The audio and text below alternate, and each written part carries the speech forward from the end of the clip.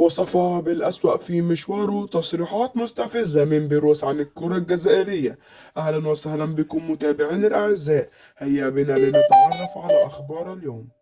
أجرى مدرب منتخب جنوب أفريقيا هوجو بروس حوارا مع أفريكا يونايتد فوت، تحدث فيه عن تجربته التدريبية في الجزائر.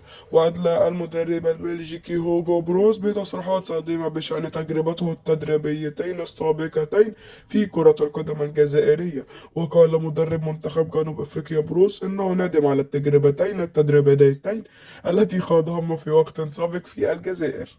تابع التقني البلجيكي أنه اتخذ قرارا سيئا بخوض تجربة تدريبية في الجزائر، مؤكدا أن ذلك حدث تحت ضغط البطالة، بما أنه في ذلك الوقت كان عاطلا عن العمل ولم يتألق أي عروض. وأردف المتحدث أنه كان من عليه وقتها والتحلي بالقليل من الصبر قبل اتخاذ التوجه للعمل في الجزائر، مجددا التأكيد على أنه كان خيار سيء للغاية. وذكره جوبروس أنه تجربته الأولى كانت مع نادي شبيه القبائل عام 2014 قبل أن يشرف على العرض الفنية لنادي نصر حسين داي في العالم الذي بعده.